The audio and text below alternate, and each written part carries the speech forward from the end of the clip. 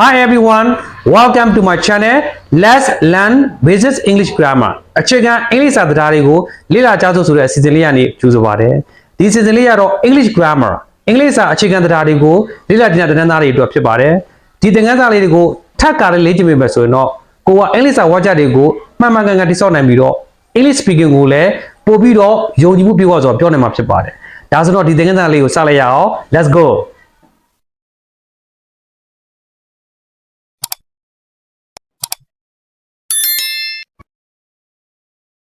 What ဆိုတဲ့စကားလုံး W O R D ဆိုတော့တန်လည်းဖြစ်နိုင်တယ်တောင်အဲ့အတန်များစွာကိုစုထားတဲ့အတန်လည်းဖြစ်နိုင်တယ်เนาะအဲ့ဒီဟာတွေက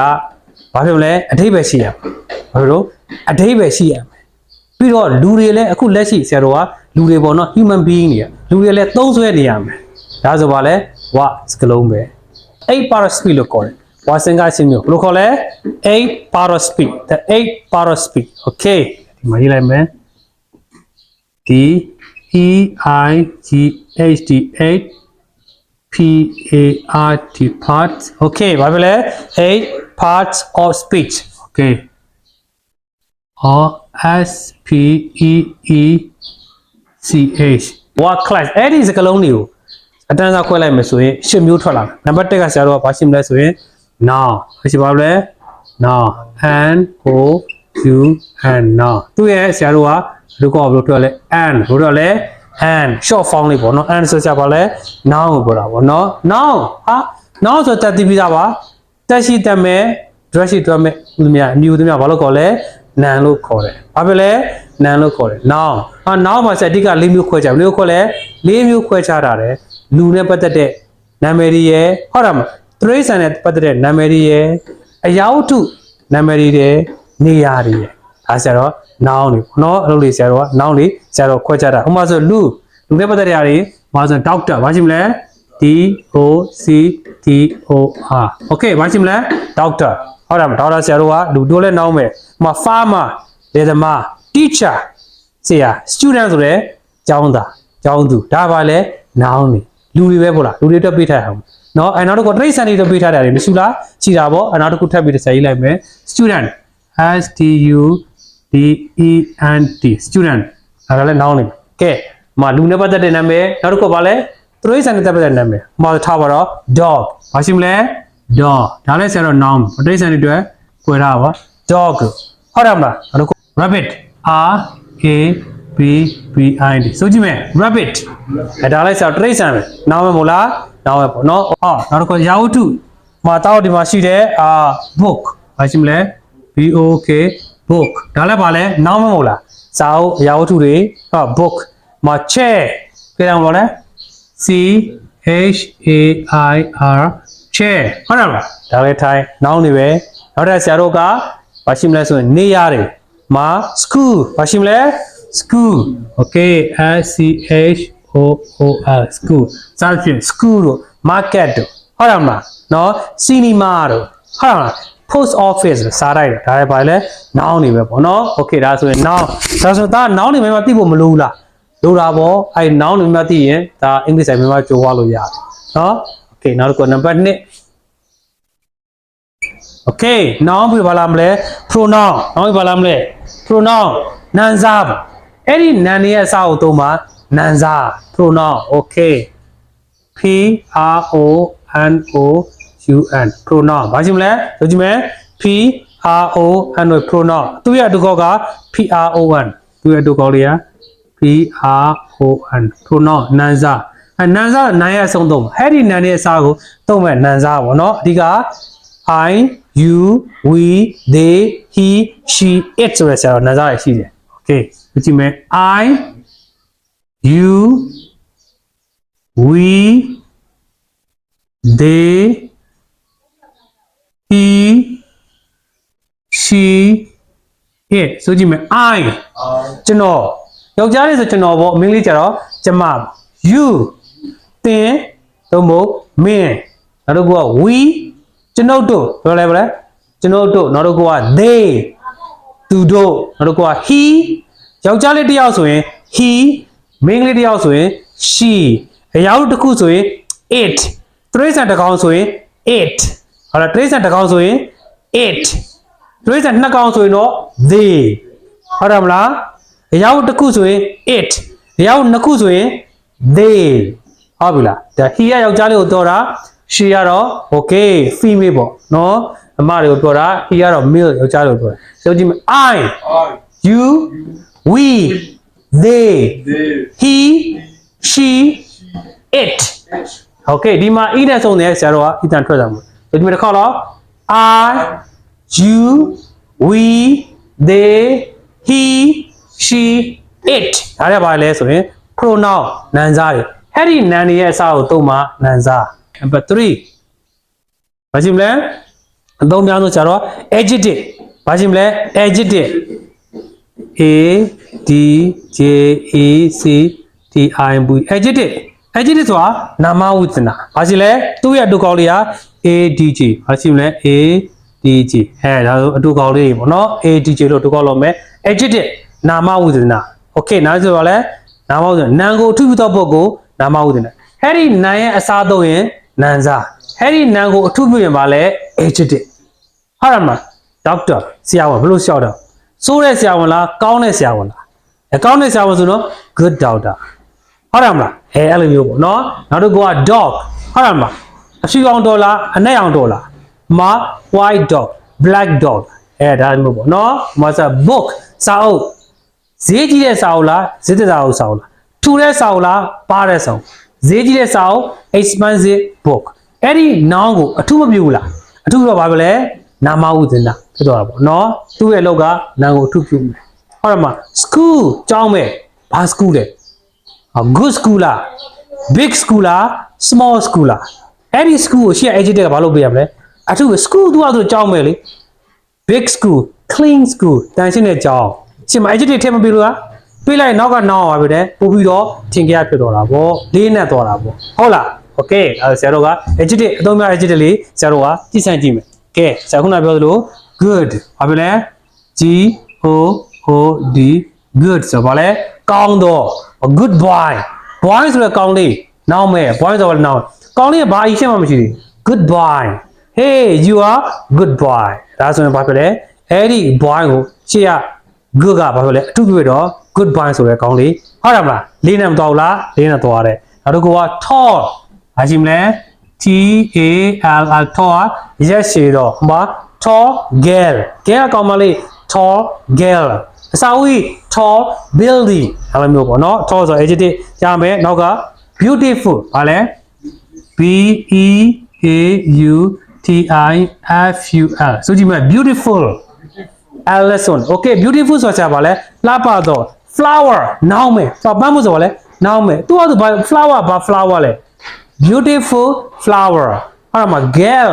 beautiful girl လှပကောင်မလေးပြောလားဟုတ်တယ်မလား okay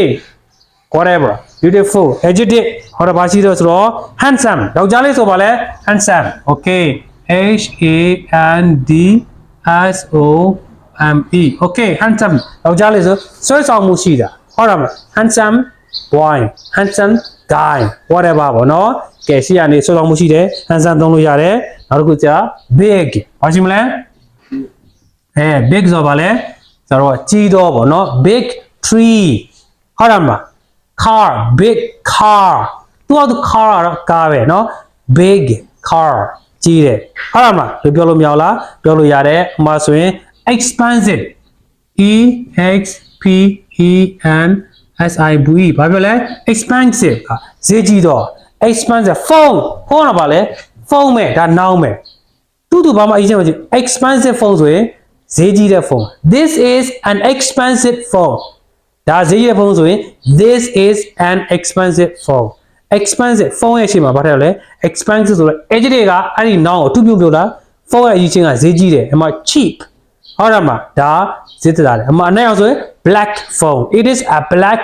phone ဟုတ်တယ်မလား it is a black phone ဒါပဲ okay ဒါဆိုရင်တော့ adjective ရဲ့အလုပ်ကဘာလုပ်ရမလဲအဲ့ဒီ noun ကိုအထူးပြုရင်ပါလဲ adjective အဲ့ဒီ noun ရဲ့အစားတော့ရင်နာမ်စားဘောပေါက်လားဒီသုံးခု1 2 3ကဆက်ဆံတယ် okay ရှင်းလားမသိဘူးလား okay ဆိုကြည့်မယ် good tall beautiful handsome big expensive နောက်တစ်ခု number 4ဟုတ်ကသူကတော့ဆရာကြီး buff ဘာဖြစ်မလဲ buff ဆိုတော့ကရိယာသူ့ရဲ့ဒုက္ခက v ပဲဘာဖြစ်လဲသူ့ရဲ့ဒုက္ခက v ဆိုတော့ buff ကအရင်ရေးကြည့်တယ်ဟုတ်လားဗာလဲ buff ကဗာလဲအရေးကြီးတယ်เนาะဆိုတော့ watch အင်္ဂလိပ်စာလေးတဲ့အခါမှာ buff ကရိယာကိုများများသိမှရကရိယာသာသိပြီးသားပါပြုခြင်းကိုဖြစ်စေဖြစ်ခြင်းကိုဖြစ်စေစီခြင်းကိုဖြစ်စေပြသောပုဂ္ဂိုလ်ဟုတ်လားကရိယာကိုခေါ်တယ်ဟုတ်လားမလားကရိယာပြုဖြစ်ရှိပေါ့နော်ကရိယာအလောက်ကဘာလို့လဲဆိုရင်ကရိယာဒီ watch အကြောင်းရဲ့နှလုံးသားပဲဟုတ်လား the heart of sentence watch အကြောင်းရဲ့နှလုံးသားအဲ့ဒီ watch အကြောင်းကိုကရိယာကိုလိုက်ရှာပြီးတော့ကြည်ချင်းအပြင်ကိုကဘာသာပြန်လို့ရရပါနော်အဓိကအားဖြင့် subject ဆိုပြုလုပ်သူဘာလုပ်တယ်ဆိုတာကိုပြောပြတာပါလေကရိယာဟိုမှာထားပါတော့ဆရာဒီမှာ subject အကြောင်းဒီဘာကြောင့်ရောက်နေ subject မပါဘူးလား as a subject ပြီးဆိုတော့ verb နောက်ကတော့ object တွေပါရင်ပါဘူးနော် okay အဲ့ဒီကရိယာကဘာလဲ subject ဘာလို့တယ်ပြောတာပါလဲသူ့ရဲ့အလုပ်ဟုတ်တယ်မလားကဲရ subject ကိုဆရာ I ယူလိုက်ပြီဘာယူမလဲ I ကရိယာကိုဆရာ go ထည့်လိုက်မယ်သွားပြီဆိုကြည့်မယ် I go ကျွန်တော်သွားသည်ဟို I go to school ဟုတ်တယ်မလားကဲအဲ့ဆိုရင်ဒီ subject I ကဘာလို့တယ်ဆိုရင်ဘာဒီလဲ go ဆိုပါ again မှာဆရာ I go to school S C H O O R အဲ့ဒါဆရာဒီမှာ go ကိုဖြတ်လိုက်မယ် I to school လို့ပြောလို့ရလားဒီကြမှာဘာလွတ်နေလဲဘာကရိယာလွတ်မနေဘူးလားဆိုတော့ subject ဘာလို့လဲအဓိပ္ပာယ်ရှိလား I to school ဘာလို့လဲ I to school လို့ပြောလို့ရလားမရဘူးအဲ့ဘာလွတ်နေရလဲဘာကရိယာလွတ်မနေဘူးလားလွတ်နေရတယ်အဲ့ဒါဆရာဒီမှာဘာတစ်ခုထည့်လိုက်ခြင်းဒီအပြည့်စုံသွားလား I go to school ဆိုရင်အဲ့ subject ဘာလို့ဆိုဒီ verb ကအလုပ်မဟုတ်လား verb ကလုပ်က subject ကိုပြတယ်နော် watch အကြောင်းအဓိကကြားတယ်နောက်တစ်ခုထားပါတော့ they သူတို့ဆိုပါလဲ they တောက်တည်ရပါလဲ drink water ဒီဆိုတော့ water water သူတို့ရေတောက်တည် they drink water ဟဲ့ဒီသူတို့ကဘာလို့လဲဆိုတော့အဲ့မှာ drink ဆိုပါပြမလို့လားပြနေပေါ့နော်ပဲဆရာတော့ verb ကရိယာကရိယာရေးမှဆိုကရိယာတွေကတော့အများကြီးပေါ့နော်ဆရာဒီမှာကရိယာတွေရေးပြမယ်တာတိကရိယာတွေဘာရှိတော့သွားသည်ဆိုရင် go အဲ့ဒီဆိုရင် sleep S L E E P sleep okay ပြောသည်ဆိုရင် say okay တောက်သည်ဆိုရင် drink very good drink D R I N K drink okay drink စာဖတ်သည်read R E A D read မြင်သည်ဆိုရင် see လုပ်သည်ဆိုရင် do okay အဝါကလေးရတယ်အလုပ်လုပ်သည်ပေါ့နော် do နောက်နားထောင်သည်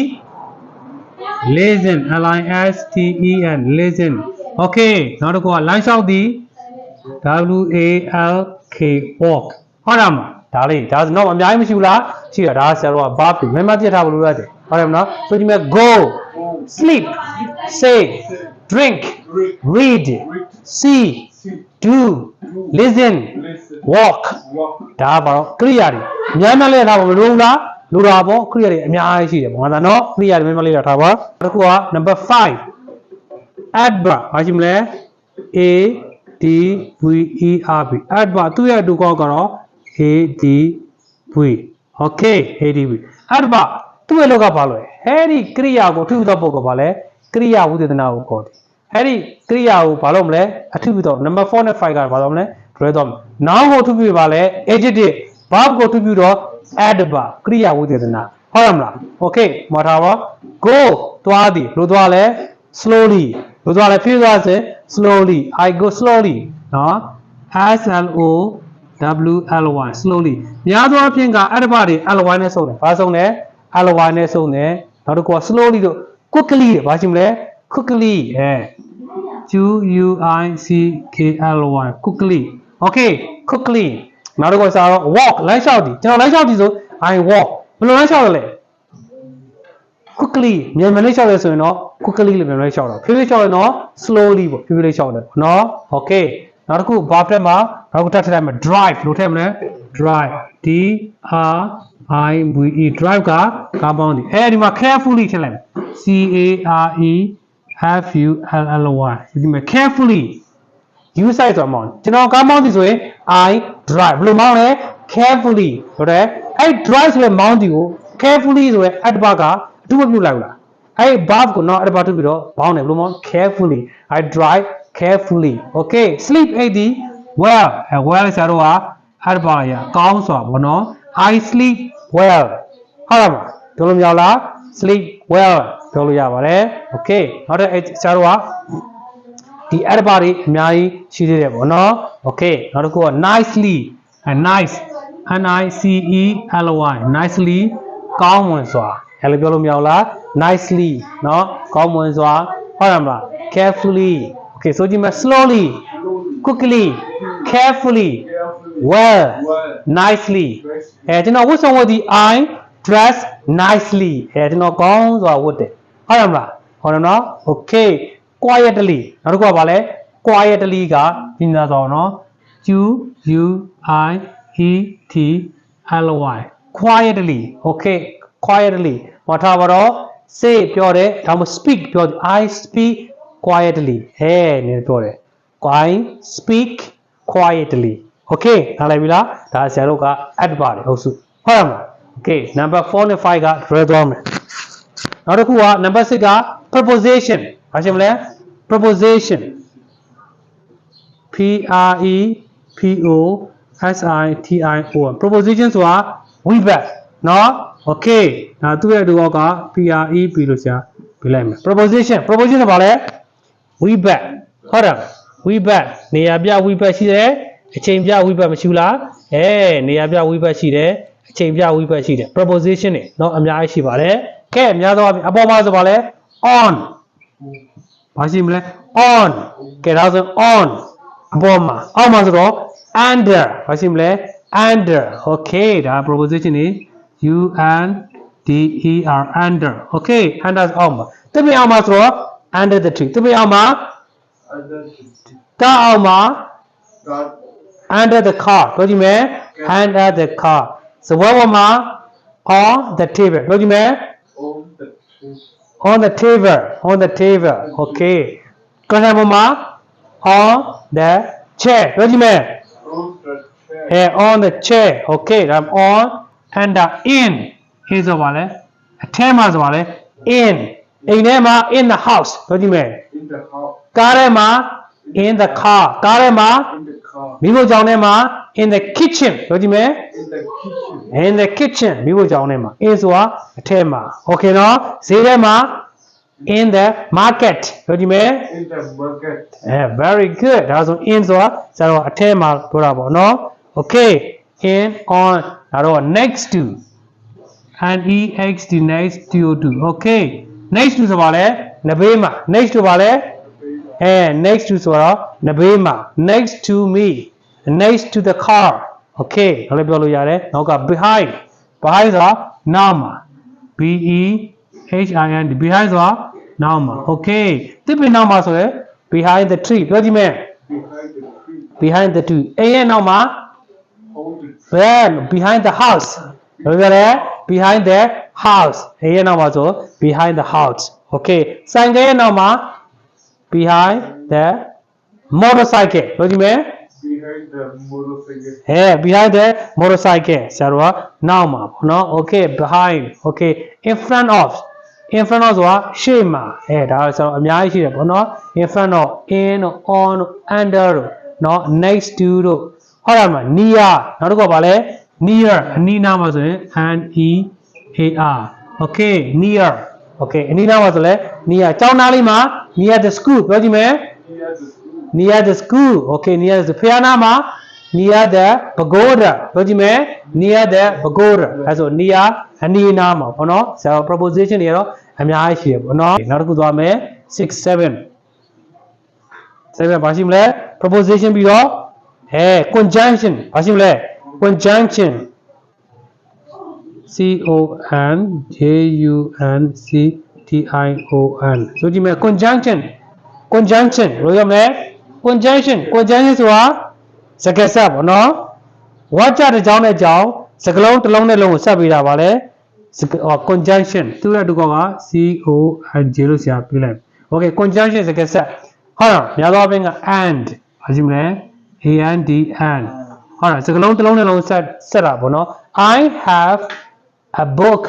and a pencil I have a brother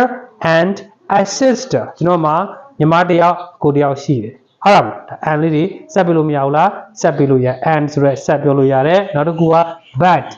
ဒါပေမဲ့ဆိုရဲစကားဆက်နောက်တစ်ခုကဘာလဲ but ဒါပေမဲ့ okay ကိုမှတစ်ခုတော့ရှိတယ်ဒါပေမဲ့မရှိဘူးဆို I have a brother ဒါပေမဲ့ but I don't have a sister လိုလေးပေါ့နော် but ဆိုရဲဒါပေမဲ့စစုံလေးဆရာတို့ကသုံးလို့ရပါတယ်နောက်တစ်ခုက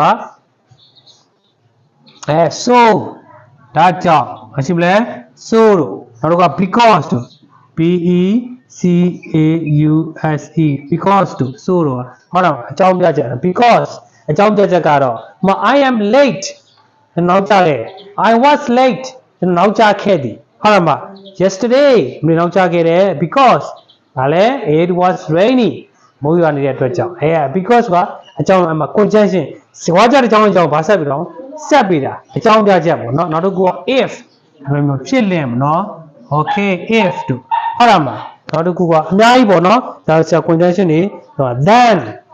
then then နော်ထို့နောက်then ထို့နောက် okay မှာထားပါကျွန်တော်သွားတယ်ကျွန်တော်ဈေးသွားတယ်ဆို I go to market then ထို့နောက်ဘာလုပ်လဲ I buy vegetables ဒီရွက်တွေဝယ်တယ်စသဖြင့်then ထို့နောက်ဒါလေးဆရာတို့ကရှိတယ်အများကြီးပေါ့နော်နောက်က after ဆိုရပြီးနောက် okay ဒါလေးဆရာတို့က conjunction လေးပေါ့နော်အများကြီးဆက်ပြောပြီးတော့ကြည့်လို့ရတယ်ဆိုဒီ and but so because if then ဒါပဲနိုင်ရှိတယ်နောက်ဆုံးတစ်ခု7 8 interjunction နောက်တစ်ခုပါလဲ interjunction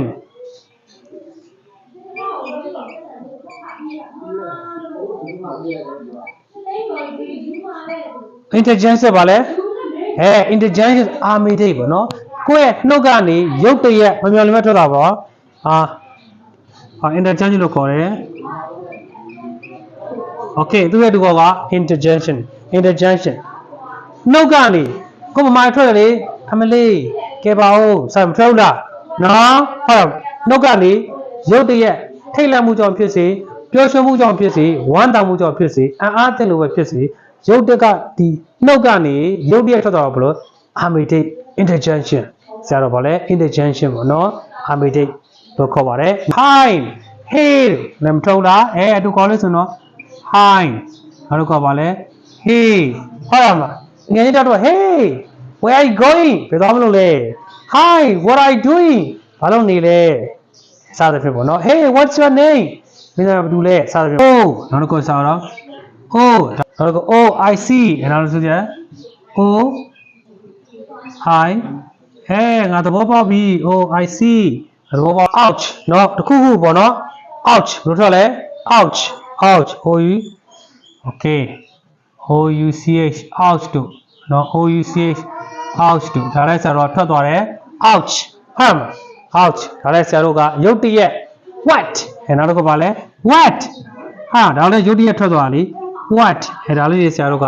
ဒီ interjunction ပေါ့နော် interjunction လေးသုံးလို့ရတယ် what ဘာလဲ ouch နောက်ကဘယ်လိုကနေတစ်ခုခိုင်းပြီးတော့ပါလဲလုံးထုတ်လားတော့ထွက်မတော့လားထွက်သွားတယ်ပေါ့နော်စကလုံးလေးအများရှိတယ်ဒါတွေကိုသာခုဆို yummy ဟုတ်လားဇာတော့ကောင်ဆို yummy ဟော yummy y u m m y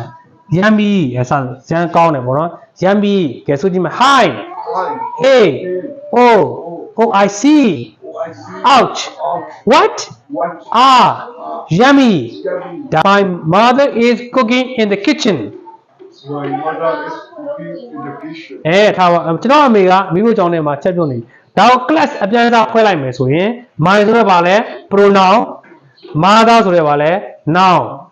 it ဆိုရဲ verb cooking ဆိုရဲ verb in ဆိုရဲဆရာတော်က preposition ဒါဆိုဒီမှာပေါ့ article ပေါ့နော်နောက်တစ်ခုက kitchen ဆိုရဲ noun ဒါမပေါ့လားပါတော့နော် okay A is a beautiful girl ပြောကြည့်မယ် A ရလာမှာကောင်မိုက်တော့ဖြစ်သည်ဆိုရင် A is a beautiful girl B E A U T I F U L G I R okay ဒီမှာကြောင့်ဖြစ်မတော့လားကိုကတော့ပြောလိုက်တာပဲ A ကလက်ပါတော့ကောင်မိုက်တော့ဖြစ်သည်ဆိုကြည့်မယ် A is a beautiful girl A is a beautiful girl အဲ့ဒီဝါကြောင့် class အတန်းတွေခွဲလိုက်မယ်ဆိုရင် A ဆိုတဲ့ဗာလဲ noun A ဆိုတဲ့ verb ဟုတ်တယ်မလားနောက်တစ်ခုက A ဆိုတဲ့ article A တို့ and တို့ the တို့က article တွေနော်နောက်က beautiful ဆိုတဲ့ဗာလဲ adjective ဟုတ်တယ် adjective beautiful adjective girl ဆိုတဲ့ဗာလဲ noun ဟုတ်တယ်မလားဒါပဲသွားရမလား okay ကျွန်တော်မှာစာအုပ်သုံးဖို့ရှိသည်ကျွန်တော်ဆိုတော့ဗာလဲ I ရှိသည်က have သုံးဆိုတော့ 3စာအုပ်ဆိုတော့ book သုံးဆိုတော့ s တက်ပြရမယ်ပြောကြည့်မယ် I have 3 books ဆိုကြည့်ပြောကြည့်မယ် I have 3 books. I have 3 books စာရင်းကြောင့်ရုပ်တရက်ထွက်လိုက်တာပဲဟုတ်လားဒါပေမဲ့ဒီလိုမျိုးသိတဲ့ကျောင်းသားတယောက်ကသူ့အတန်းစားခွဲလို့မရလားခွဲလို့ရတယ် I ဆိုတော့ဗာလဲ pronoun ဘာရှိလဲနာမ်စာ have ဆိုတဲ့ verb ဟုတ်တယ်ဗာလဲ verb 3ဆိုတဲ့ဆရာတော်က noun book ဆိုတာလဲ noun ပဲဟုတ်ရမှာဆိုတော့ I have 3 books ကျွန်တော်စာအုပ်သုံးရှိဆိုရင် I have 3 books စသဖြင့်ဘလို့စာအုပ်ကျွန်တော်အကြောင်းနေပဲပြောစေကမူဒီထဲပဲလွတ်သလားမလွတ်ဘူးပေါ့နော်အသာဓာတ်တွေကိုများများလေ့လာဖို့လုပ်ပါတယ်ဟုတ်ပါပြီနော် okay ဒါလေးကိုခုလိုက်မယ်ဒါကတော့အခြေခံ word class နော်စကားလုံးတွေကိုအတန်းစားခွဲကြတဲ့ the 8 part of speech ဝါစင်က10မျိုးဖြစ်ပါတယ် okay good